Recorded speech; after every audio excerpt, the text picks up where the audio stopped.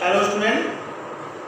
तो पहले पिछले वीडियो में मैंने आपको 4 पॉइंट बता दिए थे आरएनए प्राइमर के निर्माण तक, ठीक है। अब उसी के आगे मैं डीएनए रेप्लिकेशन को कंटिन्यू करता हूँ, ठीक है। देखिए नेक्स्ट पॉइंट आपका होगा नंबर 5। इसको हम लोग बोलेंगे सिंथेसिस of new strand। देखो ये चीज मैंने आपको बताया था कि जो डीएनए पॉलीमरेज है, ठीक है, वो स्वयं सेल्फ न्यूक्लियोटाइड को अपोजिट डायरेक्शन में ऐड नहीं कर पाता है। उसके लिए उसको एक डायरेक्शन की रिक्वायरमेंट होती है और वो डायरेक्शन आपका आरएनए प्राइमर के द्वारा उसको मिलता है, ठीक है। बात समझ में आई। यहाँ पर एक चीज और समझ लो। देखो पॉलीमरेज में एक टेंडेंसी और होती है, एक गुण और होता है कि ये डीएनए ठीक न्यूक्लियोटाइड को, ठीक है, डीएनए न्यूक्लियोटाइड को 3 to 5 चेन के अपोजिट इजीली ठीक ऐड करता जाता है। समझ गए? ऐड करता जाता है, उसमें किसी भी प्रकार का कोई उसको हेजिटेशन नहीं होता है। समझ गए? बट जब ये अपोजिट डायरेक्शन में 5 to 3, जब ये अपोजिट डायरेक्शन में 5 to 3 नई न्यूक्लियोटाइड को ऐड करता है, तो यहां पर इसमें क्या होता है, कंफ्यूजन हो जाता है। उस कंडीशन में प्रॉब्लम क्या आती है? जो प्रॉब्लम आती है वो ये आती है कि ये कुछ न्यूक्लियोटाइड को ऐड करने के बाद फिर ये स्टॉप हो जाता है। फिर इसको अगर हम एक्टिवेट करें तो फिर कुछ न्यूक्लियोटाइड को ऐड करता है और फिर से स्टॉप हो जाता है। बात समझ में आई? तो इस तरह से अगर हम ये देखें कि अगर हम डीएनए की न्यूक्लियोटाइड चेन की बात करें तो एक डायरेक्शन में जो न्यूक्लियोटाइड की न्यू चेन है, न्यू स्ट्रैंड है, उसमें बिना किसी इंटरप्शन के, बिना किसी रुकावट के न्यू चेन बनती चली जाती है। बट अपोजिट डायरेक्शन में उसमें क्या होता है, इंटरप्शन होता है। और इंटरप्शन इसलिए होता है क्योंकि DNA polymerase opposite direction 5 to 3 new strand को रीड नहीं कर पाता है और वो थोड़ा सा न्यू स्ट्रैंड को बनाकर न्यू स्ट्रैंड को कंप्लीट करके फिर वो स्टॉप हो जाता है। तो इस कारण जो 5 to 3 एंड पर श्रृंखला बनती है वो ब्रेक होके बनती है, यानी कि टुकड़ों में बनती है। और ये जो टुकड़े हैं इनको हम लोग सेगमेंट्स या फ्रेगमेंट्स बोलते हैं। समझ गए? तो इसी पॉइंट को आपके लिए बहुत इंपॉर्टेंट पॉइंट है, एग्जाम में बहुत आता है, आप इस चीज को समझ लो। क्या बोलेंगे इसको? एक को हम लोग बोलेंगे लीडिंग और कंटिन्यूअस स्ट्रैंड, ठीक, लीडिंग और कंटिन्यूअस स्ट्रैंड। अब ये किस तरह से होगा, ठीक, ये किस तरह से होगा? देखो इसको आप समझ लो ध्यान से। ये तो आपको मालूम ही है कि जो आरएनए प्राइमर है वो हमेशा 5 से 3 डायरेक्शन में ही क्या होगा, बनता है। सही है? अब जब यहाँ पर 5 से 3 की तरफ आरएनए प्राइमर बनेगा तो मैंने आपको बताया कि जो डीएनए पॉलीमरेज है वो 3 से 5 जो चेन है डीएनए की, वहां पर न्यू न्यूक्लियोटाइड को विदाउट किसी इंटरप्शन ऐड करता जाता है। तो इस कारण यहाँ पर जो न्यू चेन बनती है वो बिना किसी रुकावट के बनती चली जाती है, बनती चली जाती है, बनती चली जाती है, बिना किसी इंटरप्शन के। तो इस प्रकार की जो न्यू चेन है इसको हम लोग क्या नाम देते हैं? इसी को हम लोग बोलते हैं लीडिंग OR और कंटिन्यूअस चेन ऑफ DNA। आया समझ में? तो लीडिंग और कंटिन्यूअस का मतलब समझ गए? In this chain DNA polymerase without interruption new nucleotide DNA molecule add 5 to 3 direction. So this chain is known as leading or continuous chain. जो DNA पॉलीमरेज है वो 3 से 5 की जो श्रृंखला है उसके अपोजिट जो DNA के न्यूक्लियोटाइड है उसको बिना किसी रुकावट के, बिना किसी व्यवधान के बनाता चला जाता है। और इस तरह से ये जो चेन है वो लगातार बनती है, इसीलिए इसको हम लोग लीडिंग या फिर कंटिन्यूअस चेन बोलते हैं। इतनी बात समझ में आ गई? ठीक। अब देखो दूसरे नंबर पे क्या होगा? ये आपका नंबर ए हो गया। नंबर बी क्या हो जाएगा? लैगिंग OR और डिसकंटिन्यूअस।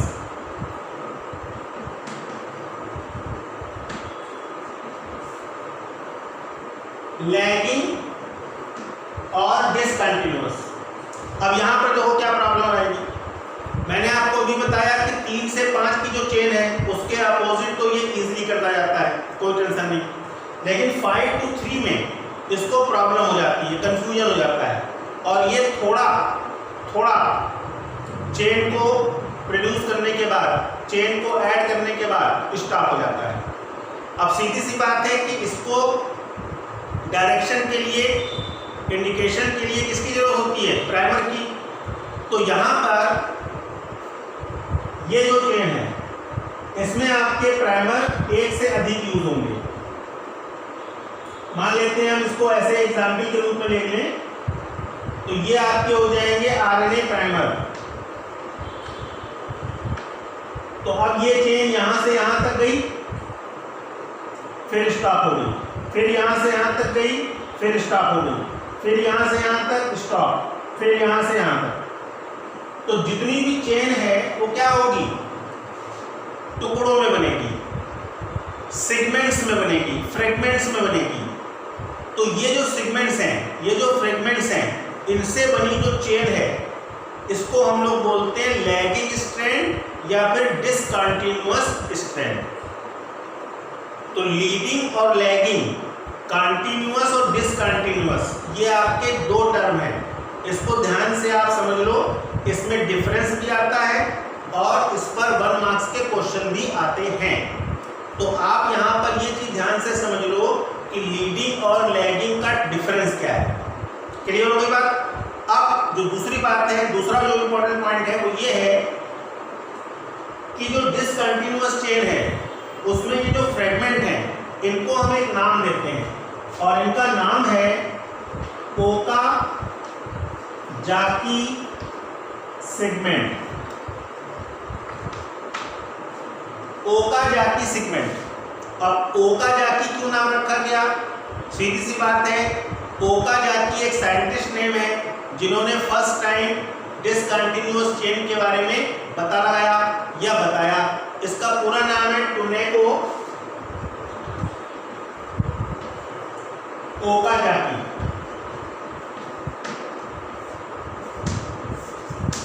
तो इन्हीं साइंटिस्ट टुनेको ओकाजाकी जो हैं, इन्हीं साइंटिस्ट के नेम पर डिसकंटिन्यूअस चेन के ये जो फ्रेगमेंट्स हैं, सेगमेंट्स हैं, इनको हम लोग क्या बोलते हैं? Okazaki segment.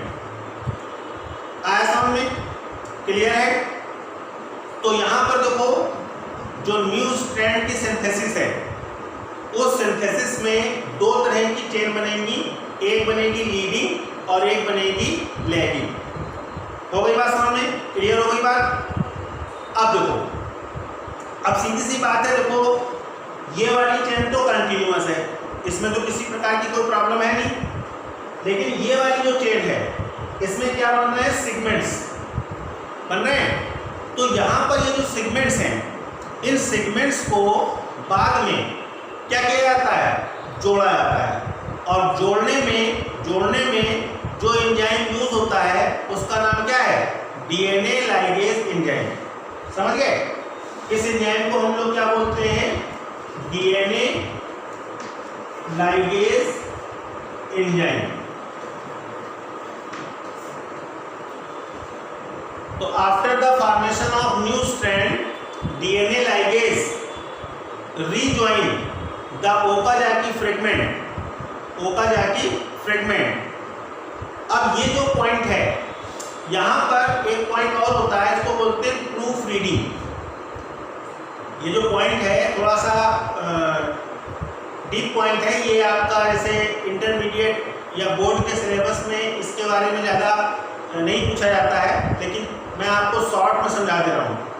देखो प्रूफ रीडिंग का मतलब ये होता है कि जो न्यू स्ट्रैंड बना उसमें कोई प्रॉब्लम तो नहीं हुई, किसी प्रकार का कोई ऐसा तो न्यूक्लियोटाइड नहीं ऐड हो गया जो वहाँ पर नहीं होना चाहिए। समझ गए? जैसे आप इसको ऐसे समझ लो, देखो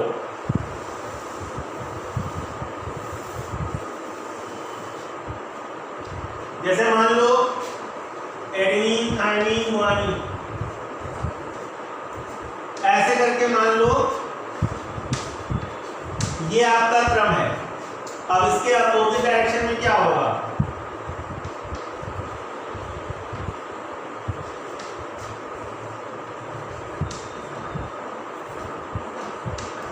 ये है, मान लो ऐसे हमारी न्यू चेन बन गई।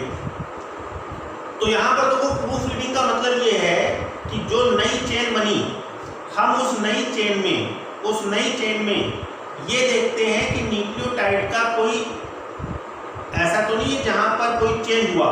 तो देखो यहाँ पर जैसे मान लो ए के अपोजिट टी है, टी के अपोजिट ए है, ये सब आपका चल रहा है। अब देखो यहाँ पर जी के अपोजिट जी आ गया, ये आपका रॉन्ग है। ए के अपोजिट ए आ गया, ये भी आपका क्या है, रॉन्ग है। तो यहाँ पर जो रॉन्ग न्यूक्लियोटाइड हैं उनको चेंज करके सही न्यूक्लियोटाइड को वहाँ एडजस्ट किया जाता है। और इसमें जो एंजाइम यूज होते हैं उनका नाम भी डीएनए पॉलीमरेज है, टोपोआइसोमेरेज, और आपका एक होता है एक्सो न्यूक्लियस और एक होता है एंडो न्यूक्लियस। ये कुछ एंजाइम होते हैं जो यहाँ पर जो फास्फोईस्टर बॉन्डिंग है उसको ब्रेक करके न्यू न्यूक्लियोटाइड को ऐड करते हैं। समझ गए? क्लियर हो गई बात? ठीक। अब एक चीज और समझ लो, जो आरएनए प्राइमर होता है, ये बहुत इंपॉर्टेंट चीज है, ध्यान से समझ लो, बहुत इंपॉर्टेंट चीज है। जो आरएनए प्राइमर होता है उसमें थाइमीन के स्थान पर यूरेसिल होता है, क्योंकि आपको ये मालूम होना चाहिए कि आरएनए में थाइमीन नहीं पाया जाता है और थाइमीन के स्थान पे क्या होता है, यूरेसिल। क्लियर हो गई बात? और आपको मैंने अभी बताया कि जब भी न्यू स्ट्रैंड फॉर्म होगा तो उसमें सबसे पहले आरएनए प्राइमर बनेगा। क्लियर है? अब देखो मैं आपको एक एग्जाम्पल के रूप में समझा दे रहा हूँ। जैसे मान लो ये श्रृंखला है और इसके अपोजिट आरएनए प्राइमर बना, तो देखो ए के अपोजिट टी होता है, जबकि आरएनए प्राइमर में क्या हो जाएगा, यू हो जाएगा। बोलो ठीक है, बात समझ में आ रही है? ए और यहाँ पर क्या हो जाएगा, यू हो जाएगा कि नहीं हो जाएगा, क्योंकि थाइमीन तो होता ही नहीं।